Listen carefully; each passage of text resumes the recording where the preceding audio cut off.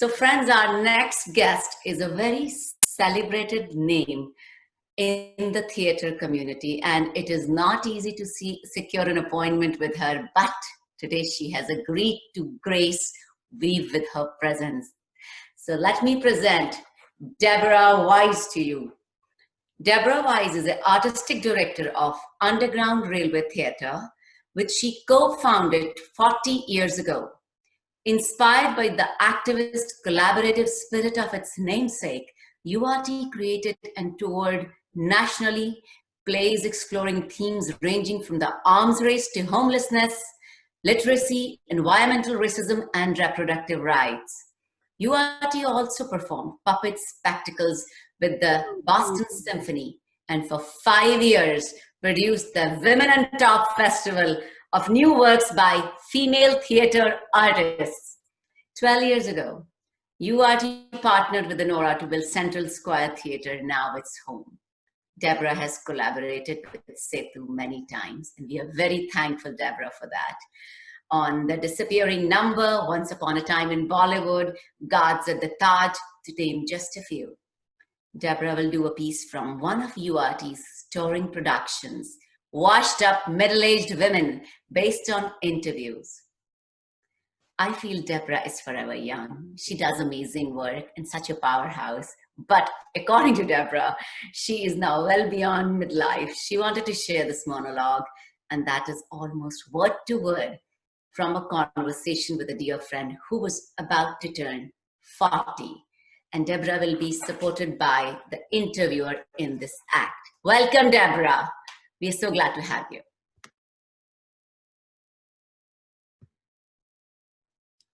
So you are not middle-aged? Me?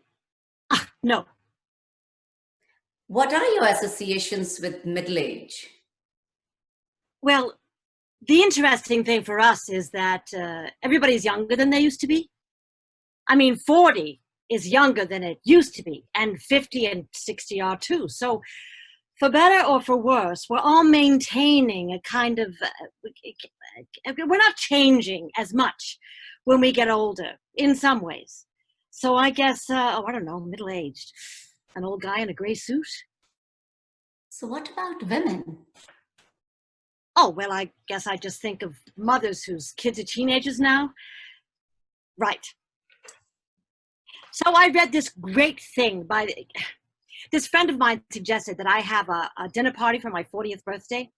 So when we got off the phone, I got so excited thinking about the invitation that I decided, oh, I had to have the party, because on the cover, it would fold, like this. And on the cover would be this great quote from this writer who writes for Village Voice called Problem Lady. She answers people's problems. Well, she writes the questions and the answers. But anyway, this woman writes in and she says, I don't know, I'm 40. I never go out with men. I never even think about it.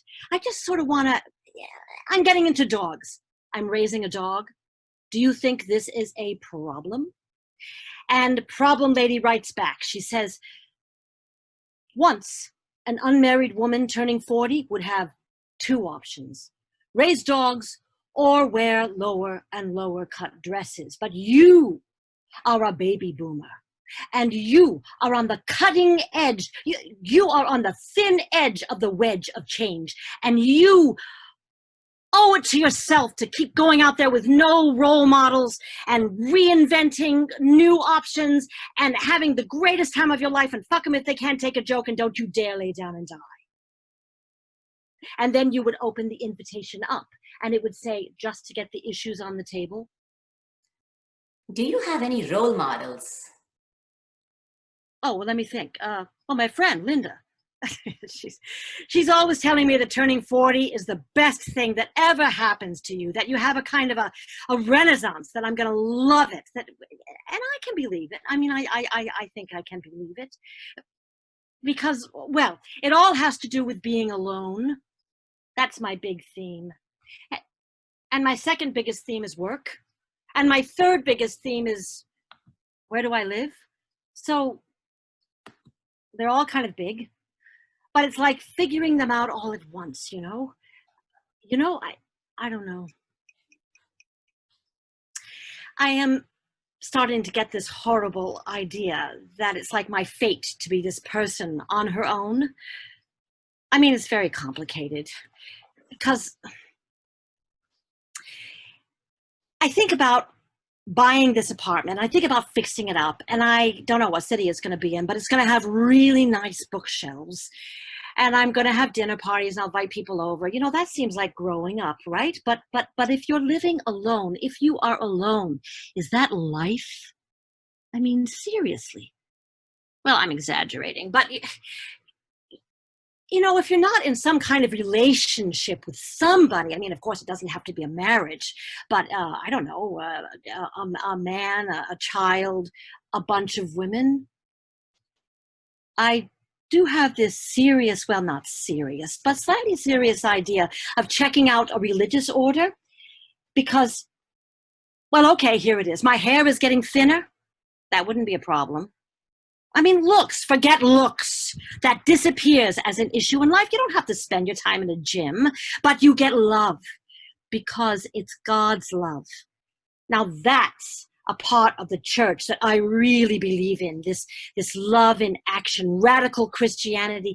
Of course, this wouldn't be your typical contemplative religious order. I mean, people would be going to El Salvador and of course, that's really very comical because I hate being too far away from the comforts of middle-class American life. I mean, if it was if it was 100 degrees and horrible food and no bathrooms, I would be miserable. But the idea is that I would be transformed by God's love coursing through my body. This whole idea of love, it's this very sad thing I can't believe I'm doing without.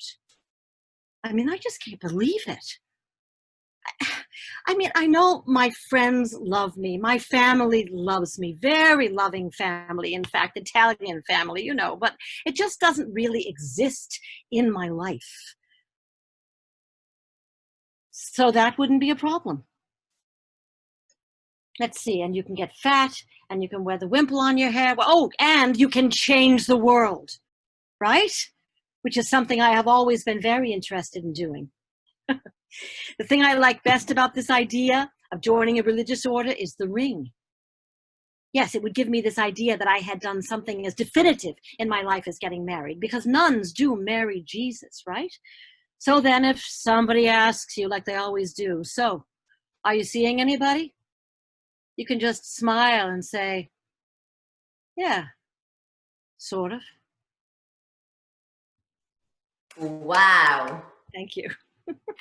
So, Debra, I feel thoroughly incompetent even to even comment on it. But what I can say is that I wanted you to go on and on and on and not to stop.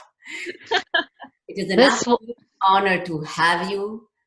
Well, it's an honor to be here. This is a great event. Congratulations to you all. It's been wonderful. Thank you. And we really hope that you keep coming, visiting us at Setu. I hope you keep inviting me. Thank you very much. This was so much fun, Debra. I mean, you should see the comment section. People are, you know, bombarding their thoughts about your act. It was very, very relatable, very authentic. And I mean, me personally, I'm almost in love with this character. I was totally smiling, you know, throughout your act. Thank you so much, Debra, for your time.